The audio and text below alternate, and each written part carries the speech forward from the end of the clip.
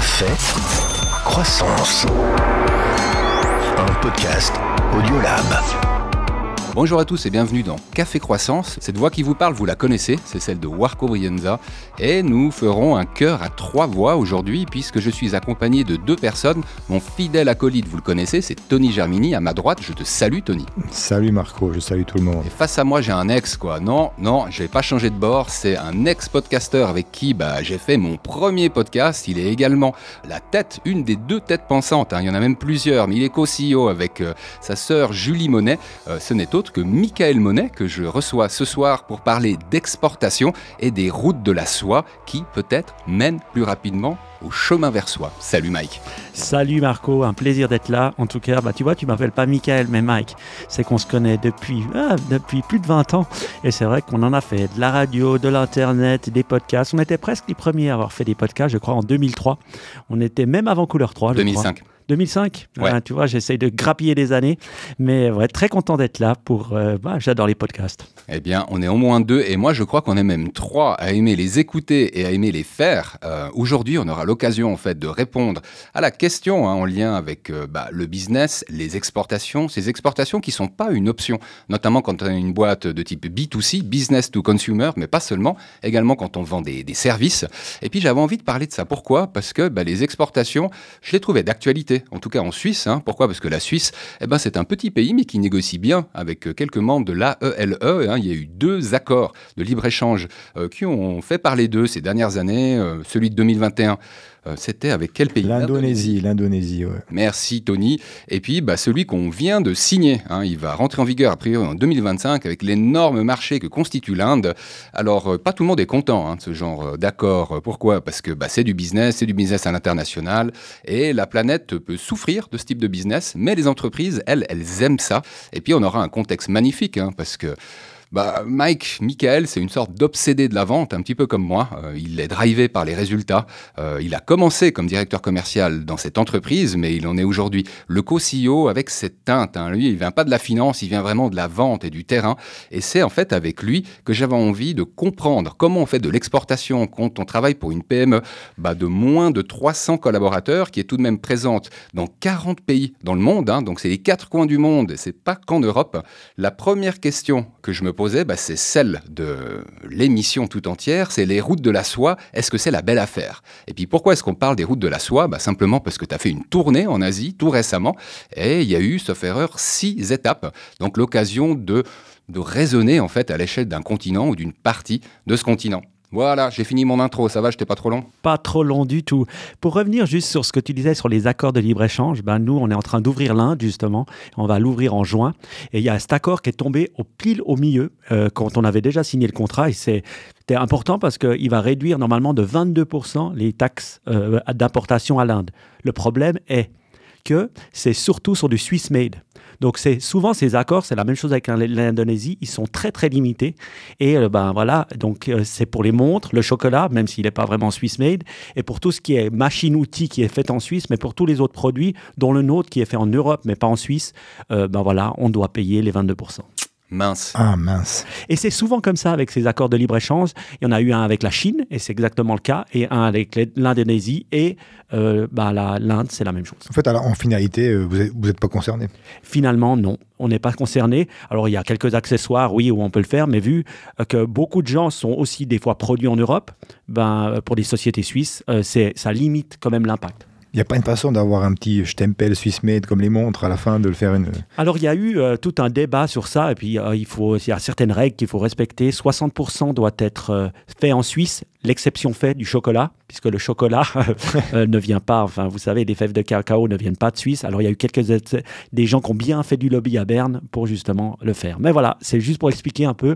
Oui, ça aide les entreprises, mais des fois, ça ne nous aide pas. Et en l'occurrence, pour rester peut-être à un niveau plus général, les exportations. Si, on va dire, l'Eurostar vend 100 en une année, donc 100, 1, 0, 0, ce serait quoi la proportion des exportations versus les revenus que tu génères dans ton marché local, national, la Suisse? Alors ça, c'est une bonne question. Et puis, il faut toujours s'entendre à ce que veut dire exportation. Une exportation, c'est ce qui sort de la Suisse. Parce que nous, dans notre langage interne, on dit souvent exportation, c'est là où on n'a pas une filiale. Quand c'est une filiale, c'est-à-dire quand on a nos propres collaborateurs dans le pays, chose qu'on a en France, en Allemagne et puis dans certains autres pays européens, et là, nous, on appelle ça plus une filiale comme ça. Mais c'est de l'exportation aussi, ça sort de Suisse. Donc, si je me souviens bien, peut-être je vais me dire faux, mais plus de 80% est exporté hors de Suisse. L'Allemagne étant un gros partenaire, la France aussi, la Chine étant un grand pays. Et donc, pour nous, voilà, l'exportation est importante. Et au niveau de l'Asie, tu arrives à donner une idée sur ces 80%? L'Asie, c'est quoi? C'est la moitié? C'est moins que ça? Non, je dirais pas. J'arrive pas à te donner comme ça le chiffre, donc je voudrais pas dire n'importe quoi. Mais je dirais que la Chine représente une grande partie aussi, parce qu'on est là-bas depuis plus de 10 ans. Mais je dirais que dans l'exportation, ça dépend surtout des distributeurs que tu as. Quand tu trouves un bon distributeur, c'est-à-dire c'est pas toi qui as la filiale, mais le distributeur qui distribue ton produit, donc c'est lui qui est le représentant de la marque dans le pays, c'est là que tu peux faire du bon business. Mais c'est souvent lié pas seulement au pays, mais aussi à la personne qui le fait. Justement, en Asie, vous avez plus de distributeurs que de filiales? Oui, tout à fait. En Asie, on n'a pas du tout de filiales. On n'a que des filiales en Europe. Et donc, en Asie, on n'a que des distributeurs. Et c'est vrai que, voilà, on a environ une dizaine de pays en Asie. On est à Taïwan, on est au Japon, on est en Chine, en Hong Kong, à Singapour, en Malaisie, aussi en Australie, mais c'est pas en Asie. Et tout ça, c'est avec justement des gens qui le font pour nous. Puis maintenant que tu reviens de ce voyage en Asie, comment tu as perçu le business? C'est quoi les tendances? C'est pas les mêmes, c'est un immense continent, l'Asie. Donc. Oui, c'est vrai que voilà, c'est encore tellement différent que de dire l'Europe. Parce que l'Europe, on pourrait dire, il y a quand même un marché unique. Donc c'est différent. L'Asie, c'est très vaste. Déjà, j'ai eu la chance de pouvoir faire 6 pays. Ça faisait longtemps que je n'avais pas pu faire ça, parce que vous savez que le Covid, ça a beaucoup changé. Même l'année dernière, quand j'ai voulu partir, il sortait un peu encore du Covid et c'était difficile de faire un voyage dans 6 pays, parce qu'il y avait encore des réglementations qui ne te permettaient pas, même en 2023. Et donc, c'est la première fois depuis 2019, depuis la fin du Covid, qu'on a pu faire vraiment 6 pays en 2 semaines. Alors, on a commencé par Mumbai en Inde, puisqu'on va lancer là-bas. Après, on a été à Shanghai. Alors, je ne dirais pas que tu fais des pays quand tu fais ça. Tu fais plutôt des villes à l'intérieur des pays. Et tu fais entre 2 et 3 jours, Mumbai, Shanghai, Séoul, en Corée du Sud, Taïwan, Hong Kong, et puis Singapour, et on est rentré. Puis Japon, pas cette fois. Je suis allé 2 fois au Japon. Très, très, très beau pays, mais on n'y est pas allé cette fois. Je crois qu'on a une forme de fascination, Tony et moi, pour ce marché qu'est le Japon. Je sais que vous êtes depuis plusieurs années également au Japon. Qu'est-ce qui rend ce marché un petit peu différent des autres? Moi, tu m'en as souvent parlé, mais sur le ton anecdotique, je sais que tu as fait des visites spécifiques au Japon et je sais que Laurastar n'est pas la seule boîte à viser spécifiquement le marché japonais. Le Japon en Asie, c'est spécial. C'est un peu comme la Suisse en Europe. C'est-à-dire, c'est un pays, mais c'est la Suisse, mais avec beaucoup de gens. Parce qu'il faut savoir qu'il y a quand même 100 millions d'habitants au Japon. On oublie, on se dit, c'est une petite île, mais il y a 100 millions de personnes. Pour donner un éclairage, en Corée du Sud, il y a 30 millions de personnes. Donc, c'est 3 fois le marché de la Corée. Alors, bien sûr, en Chine, il y en a 1 milliard. Mais on dit souvent que dans le marché du haut de gamme, le Japon représente la même taille que la Chine. Et je parlais avec des gens qui exportent aussi dans des cosmétiques ou des choses, et ils me disaient que c'était souvent le cas, que le marché japonais représentait la même taille que le marché chinois. Et vous savez qu'on dit la même chose en Suisse, que souvent dans le marché du luxe, la Suisse représente la même taille que le marché allemand. En tout cas pour les produits de luxe, pas pour tous les produits, parce qu'ils sont quand même 80 millions et nous on est 9. Donc en taille de volume de chiffre d'affaires. Voilà, ça. Parce que aussi les gens... Pas en nombre de pièces vendues, pas en nombre de pièces vendues. Oui, c'est souvent le chiffre d'affaires, mais aussi parce qu'il y a aussi une grosse demande au Japon pour des produits haut de gamme. Ils sont prêts à payer. Ils ont aussi un potentiel, une capacité à acheter qui est supérieure. Et donc, ça fait ce marché intéressant. Mais les ventes, elles se font plutôt physiquement ou par Internet? Oui, alors le marché, il est assez organisé. En tout cas, nous, dans notre domaine, qui est l'électroménager, il y a des grands retailers comme Big Camera, Yokobashi aussi, peut-être je dis faux le nom, parce que je ne parle pas japonais, mais c'est très, très, très organisé. Et il y a tout. Mais ce qui hallucine quand on va au Japon, c'est que c'est petit. Donc même si le magasin est énorme, les displays sont vraiment tout petits. Même Dyson, j'étais étonné de voir la petitesse des displays avec des écriteaux partout. écrits en japonais. On aurait cru que ça serait digital, mais non, il y a des écrits un peu partout. Et c'est vraiment un autre monde, le Japon. Je voulais revenir sur un bout de question que tu as commencé à poser, Tony. Peut-être m'orienter plutôt du côté de la Chine. Moi, j'ai eu l'occasion d'écouter en fait ton podcast où tu parles de ta tournée, Michael. Et il y a un chiffre qui m'a vraiment surpris, plutôt un différentiel entre deux chiffres, c'est celui, tu sais, des commandes via Internet. Et à un moment, tu fais ce comparatif gros planung, c'est-à-dire dans les grandes lignes. C'est pas avec un reporting sous les yeux que tu le disais, mais que dans votre domaine, qui est dans le domaine, je dirais, assez large de l'électroménager, si j'ose, et puis tu me corriges si je suis incorrect, il y a 85% des ventes qui sont réalisées en ligne en Chine, contre environ 30 à 40% sur des marchés européens comme la Suisse ou l'Allemagne. Toi, t'expliques comment un tel différentiel, que ça passe à plus du double? Ouais, c'est vrai que ça m'a beaucoup étonné de voir un chiffre comme ça. Dans des pays comme la Corée du Sud, qui est un des pays les plus digitaux du monde, on est à 50-50. Donc ça, donc 50% offline, 50% online. Dans un marché européen, on est environ à 30. Pendant le Covid, c'est monté à 40, 45, mais c'est redescendu. Et ben là, on est aussi en 30 et 40%, dépendant des catégories. Pas toutes les catégories sont les mêmes. Vous voulez savoir quelle est la catégorie qui est le plus vendue en ligne dans l'électroménager? Non. Ouais, fais-nous rêver. Les robots aspirateurs. C'est 70%, 70% est vendu en ligne. Aussi, c'est que c'est quelque chose de technologique, que les gens s'intéressent, et donc 70%. Donc c'est l'inverse de la normalité. Voilà. On va peut-être partir en supposition, en hypothèse, mais finalement, tu as vu la Chine de plus près que moi, du moins cette année. Je me suis demandé si le rôle des super apps, comme il y en a en Chine, mais qu'il y en a moins en Europe, voire pas du tout. Moi, j'estime qu'il n'y a pas d'équivalent encore à ce jour en Europe ou en Suisse. Tu penses que ça peut expliquer le différentiel, par exemple, qu'il y aurait entre la Corée du Sud, tu as dit que c'était un 50-50, et les presque 85% des ventes réalisées dans ta catégorie, du moins en Chine? Oui, c'est une des parties de l'explication. Mais mon explication, elle est la suivante. C'est que le monde du domaine physique, de la vente physique en Chine, il ne s'est pas bien développé. Dans notre domaine, en fait, ce qui s'est passé, c'est qu'il y a eu beaucoup de department stores, et puis les department stores en Europe, ils ont presque disparu. Il y en a encore, mais voilà, c'est plus quelque chose comme ça. Et des trucs comme MediaMarkt ne se sont pas développés en Chine, ou peu. Et ce qui s'est passé, c'est que quand il y a eu le Covid qui est arrivé, le peu qu'il y avait déjà d'établi dans les department stores et tout ça, a commencé à disparaître. Et donc, le online a pris le dessus, et après, c'est pas revenu à une normalité. C'est resté très haut.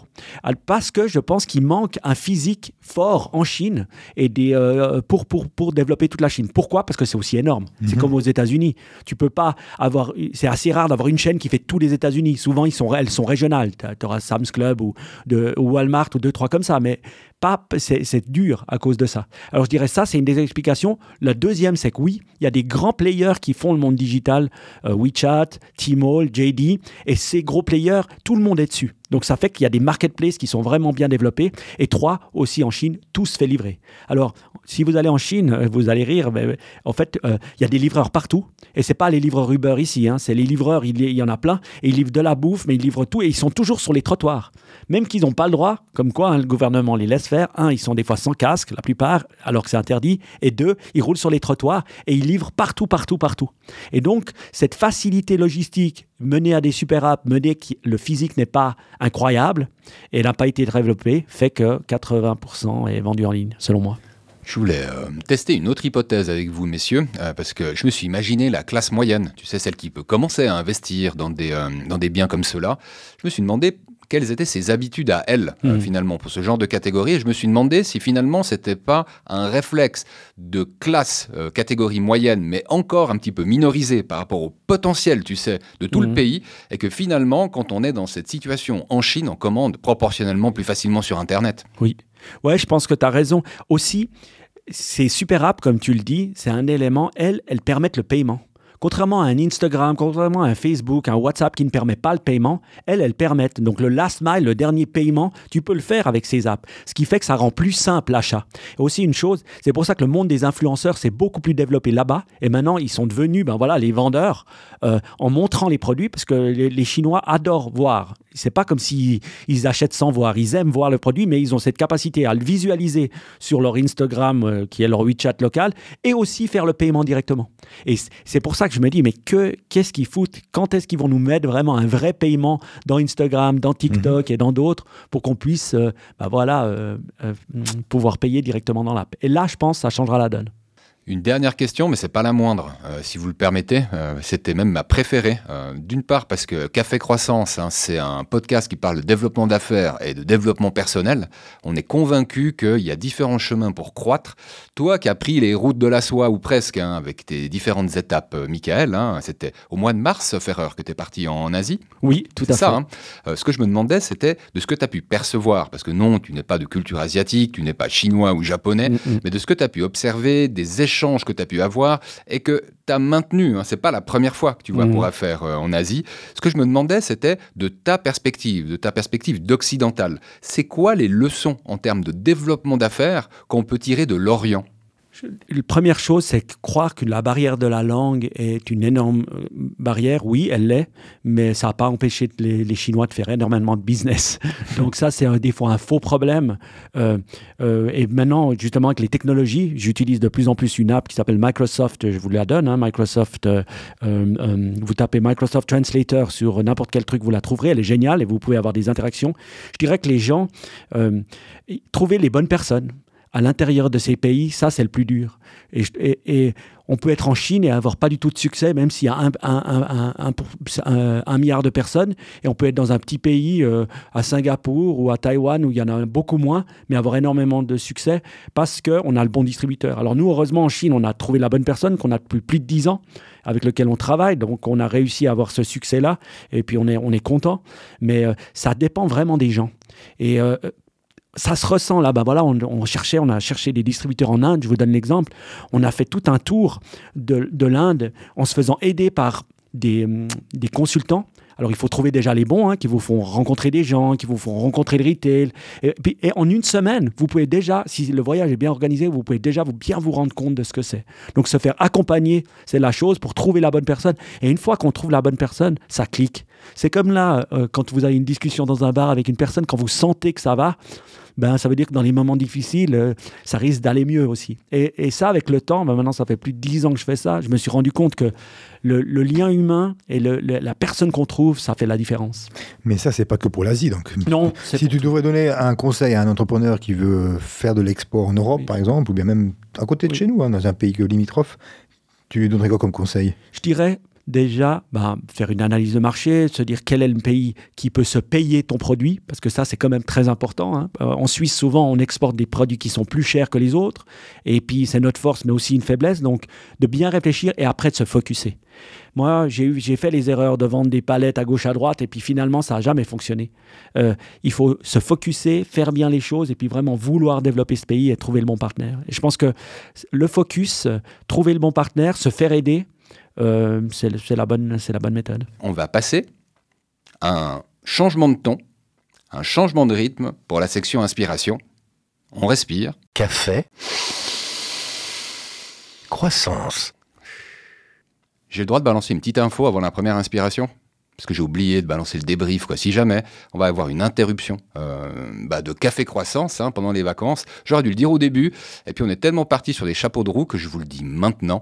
L'idée, c'est d'aller chercher les prochains invités. Donc n'hésitez pas, si vous avez des idées, vous nous envoyez ça par email, par exemple info@audiolab.ch, ou autrement, mon handle, c'est Warco Brienza, en un seul mot, autrement, @Tony_Germini, pour nous mettre un petit post comme ça sur Twitter. Voilà, je referme la parenthèse et on revient à 100% inspiration. Je vais commencer avec des ondes radio. Pourquoi ? Parce que j'ai investigué ces derniers jours sur quoi ? Sur la version bêta de Podcast FM. Podcast FM, c'est dès aujourd'hui, dès maintenant, vous pouvez cliquer sur les notes d'émission pour avoir le lien vers cette web radio qui propose H24. Bon, des fois, elle tombe, je dois la relancer, donc soyez indulgents avec votre humble serviteur. Mais il y a actuellement à peu près H24 des podcasts qui sont diffusés sur Podcast FM. FM. C'est pas tout à fait correct ce que je dis. Pourquoi ? Parce qu'à partir de 21h30, en fait, on met de la musique. Voilà, on met de la musique jusqu'à tôt le lendemain matin. Mais effectivement, ça commence à 6h et ça se termine à 21h. Plein de podcasts que vous connaissez déjà. Si vous avez eu l'occasion d'écouter Café Croissance ou l'Hôpital du Futur, il y en a d'autres que vous connaissez mais qui font pas partie d'Audiolab. J'ai essayé avec 2-3 épisodes Niptech. Je fais un petit clin d'œil à Michael qui est un des co-podcasteurs de ce podcast à succès. Je vais également solliciter Nipédu pour parler d'éducation transformée grâce au digital. Il y a Loopings qui parle de méditation et là c'est une super recommandation de Michael qui sait parler d'autre chose que d'exportation. Moi je vous invite à écouter en fait Podcast FM en test, à me donner votre feedback sur la qualité sonore et également quelques idées sur ce que vous pensez de ces émissions, quoi. Vous savez pourquoi j'ai fait Podcast FM, les gars ? C'est 2 chiffres qui m'ont ouvert les yeux. Le premier, c'est que moi, j'étais sûr que le podcast progressait, puisque tout le monde en parle, puisque tout le monde arrête de dire ça explose, ça explose, ça explose. Encore aujourd'hui, en fait, il y a moins de 30% des gens en Suisse, en France et dans tous les autres pays d'Europe qui écoutent occasionnellement, au moins occasionnellement un podcast, ça veut dire au moins une fois par mois. Il y a presque 70% des résidents romans qui écoutent quotidiennement la radio. Donc vous avez compris pourquoi, en fait, j'ai voulu mettre des podcasts sur une chaîne radio, et en l'occurrence, entre octobre et novembre, on aura 30 jours de radio FM, j'ai même réussi à obtenir les financements pour ça. Donc voilà, vos avis seront vraiment les bienvenus, et puis les gars, franchement, si vous écoutez, dites-moi ce que vous en pensez. Est-ce que dans tes statistiques, tu as des statistiques de l'audience sur la tranche d'âge ? Qui c'est qui écoute la radio et Alors, oui, et j'ai le grand regret, ou plutôt le plaisir de te confirmer que les jeunes écoutent également quotidiennement la radio. J'y croyais tellement pas aux statistiques de Mediapulse, donc qui est basé à Berne et qui fait ça chaque année. C'est un panel de plus de 2000 personnes environ qui attestent de ces résultats, qu'en fait j'ai fait un sondage autour de moi. Et ma grande surprise, c'est que, effectivement, quand tu prends l'ensemble des modalités d'une radio, y compris ce que RTS ou Couleur 3 font sur le web, il y a cette proportion, en fait, je l'ai senti, quoi. J'en ai pris le pouls. Et j'étais sidéré. Moi, ça ne m'étonne pas, mais je me disais, ça ne serait pas dans leur voiture, les jeunes, parce que souvent, ils conduisent plat ou plus. Et donc, ça serait plutôt en streamant. Donc, ça serait une autre manière d'aborder la radio. Et là, j'aurais cru qu'ils auraient plus utilisé Apple Music ou Spotify pour écouter de la musique. Je suis étonné de ce pourcentage. Je peux te donner un pourcentage que j'ai lu justement la semaine dernière. C'est aux États-Unis, c'est 90% de la population qui a une connexion Internet écoute du streaming au moins une fois par mois de musique. Donc on voit que voilà, je pense que c'est la même chose en Suisse, je pense qu'on est au même niveau que les Américains, voire plus. Donc en termes musicaux, on voit qu'on est à 90%, 70% la radio et 30% les podcasts. Mais tu crois vraiment qu'on est à 90% en Europe ? 9 personnes sur 10 qui écoutent qui régulièrement qui stream de la musique. Moi, je pense qu'on y est. Ouais. Qui c'est qui achète des CD ? Est-ce que ça existe encore ? Comment tu écoutes la musique à part en stream ? Ça serait une bonne question de savoir dans cette chose, est-ce qu'il y avait le stream radio ou pas ? Ou est-ce que c'était un stream pur ? Voilà. Mais là, on est dans des questions techniques. C'est vraiment le chiffre pour les podcasts et le chiffre pour la radio. Donc effectivement, il n'y a pas eu d'analyse sur les streams musicaux. Mais moi, j'étais quand même sidéré parce que dans ma tête, le podcast était déjà à 70% ou 70%, alors qu'il en est encore très très loin, quoi. Ah ouais, d'accord. Ok. Ça, c'est pour la petite histoire. Mais on a d'autres choses dans notre sac à malice. Exactement. Il y a un autre sujet que je vais partager là. C'est un article du professeur Stéphane Garelli dans sa tribune, qui s'intitule « Qui est admirable aujourd'hui ?» Je dirais, je pourrais rajouter, moi, j'ai une tendance à dire « Qui est encore admirable aujourd'hui ?» Toute une série de personnes. Donc, j'ai adoré cet article, effectivement. Il y a une espèce de grande transition entre la génération après année 2000. Donc, il y a des gens admirables qui sont morts, beaucoup de gens admirables qui sont morts, qui avaient certaines vertus. Et là, dernièrement, ces dernières années, les personnes admirables, c'est un peu étonnamment, mais c'est des gens qui sont plutôt sur les réseaux sociaux, qui ont du succès. Donc il y a un grand changement, je trouve. Il y a les gens admirables maintenant, qui ressortent de cet article, c'est des gens qui font quelque chose, qui font de l'argent, qui sont rapidement célèbres, qui sont bling-bling. La différence avec les gens admirables d'avant, il y a quelques années en arrière, décennies, c'était des gens qui avaient fait une noble cause, qui étaient morts pour une noble cause. Donc, on a tous peut-être en tête quelqu'un, JFK, Martin Luther King, Mère Teresa. Là, maintenant, il y a même des gars, lisez l'article, il y a même des gars, je ne sais même pas qui c'est, mais ils ont même 200 millions de followers, c'est des gens admirables. Donc, je ne sais même plus le nom, pour vous dire. Donc voilà, ça c'est ce qui a changé. Et j'ai vraiment, vraiment rigolé en lisant cet article. Il y a un mot que j'ai retenu et que professeur Garelli a voulu tester sur le web, c'est le mot vertu. Alors, il mentionne, je vous invite vraiment à lire ce billet parce qu'il est vite lu et il donne le sourire. C'est pas un ton de vieux con, en plus. Je tiens à le préciser. C'est assez optimiste par rapport à d'autres billets qu'a pu écrire le professeur Garelli. Et effectivement, cette vertu, quand on recherche finalement dans le plus gros moteur qu'utilise Internet pour arriver directement à la page qui nous intéresse, il y a eu un effondrement des recherches sur ce mot depuis le début des années 2000. Donc, il y a quelque chose qui coïncide comme ça, à l'air de rien. C'est effectivement des gens qui sont tous morts. Et puis moi, j'aurais envie de mettre au défi notre audience. Est-ce que vous êtes en mesure de me trouver une personne qui a aujourd'hui moins de 30 ans, on va dire jusqu'à 30 ans, et qu'on qualifierait d'admirable, hormis Greta Thunberg? Je veux juste pas entendre ce nom. Moi, je l'aime bien, Greta. C'est juste qu'on brandit toujours le même nom. Et puis, une fois que je dis OK, puis un deuxième, il y a à peu près tout le monde qui sèche. Donc, volontiers pour les inspirations. Mais tu peux peut-être monter la barre à 40 si tu veux. Non, parce qu'on va ressortir les Zuckerberg et compagnie. Puis, j'aimerais bien qu'on soit avant ça. Moi, je pense qu'il y en a plein, mais ils sont moins connus. Tu sais, pourquoi je pose la question, Michael? C'est parce que, à mon avis, avoir des modèles qui constituent des références, ça pourrait être quelque chose de bien, plus que pour eux. C'est pour ça que je posais la question, mais pour moi, ça fait aucun doute que l'humanité a encore quelques spécimens qui vaut le coup de rencontrer. Ça ne fait aucun doute. Ce qui est dommage, c'est que pour certains, les jeunes à l'école, certains de leurs modèles, c'est moi, je veux être podcasteur. Et franchement, cette vanne, quoi. Moi, je trouve que c'est bien. Non, j'exagère.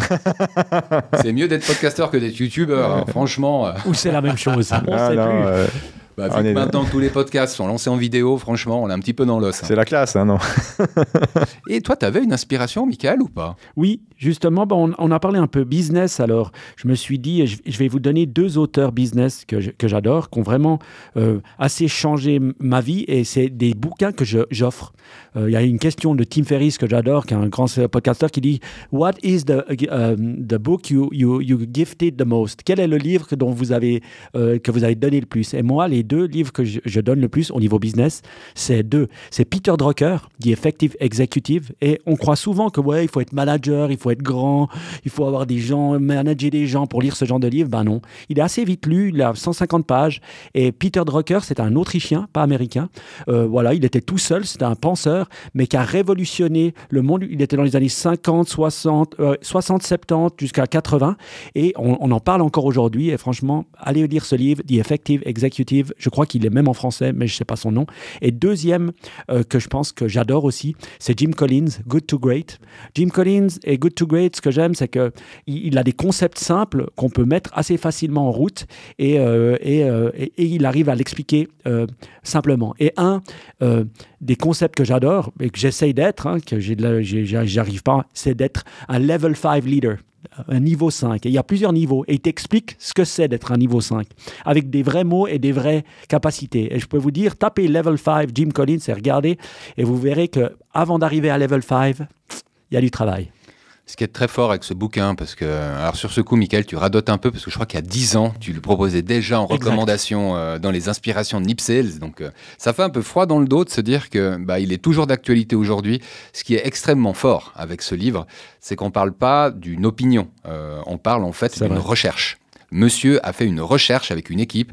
Je ne vous résumerai pas le soin qu'il a apporté à cette recherche. Je vous dirai une seule chose. J'ai adoré ce livre, mais je ne l'ai pas terminé pour la simple et bonne raison que chaque page supplémentaire que je tournais me faisait me sentir comme une merde qui n'arriverait jamais à atteindre, ne serait-ce que le niveau 4. C'est moi le niveau 5. C'était déjà énorme. C'est une sorte de fantasme. Et de me dire que lui a parlé à des vrais niveaux 5, ça me fout le bourdon, quoi. Et je n'ai pas réussi à lire jusqu'au bout ce livre formidable. D'ailleurs, si tu veux, je te le prête. Moi, je l'ai déjà lu, je l'ai relu. Incroyable. C'est bon. C'est un bon livre à lire, en tout cas pour commencer. Et j'aime bien son approche, scientifique. Incroyable. Et je me dis qu'il n'y a qu'un chercheur américain pour avoir ce genre d'idée et pour l'exécuter aussi bien. Donc, From Good to Great, un livre de Collins qu'on peut vraiment recommander. Et j'en ai un autre à vous recommander, en français. Cette fois, c'est un roman. Et je vais vous lire, en fait, l'inspiration qui est issue de ce roman. Elle est un petit peu plus longue que d'habitude. Le temps est assassin? Oui. Il crève en nous l'illusion que nos blessures sont uniques. Elles ne le sont pas. Aucune blessure n'est unique. Rien d'humain n'est unique. Tout devient affreusement commun dans le temps.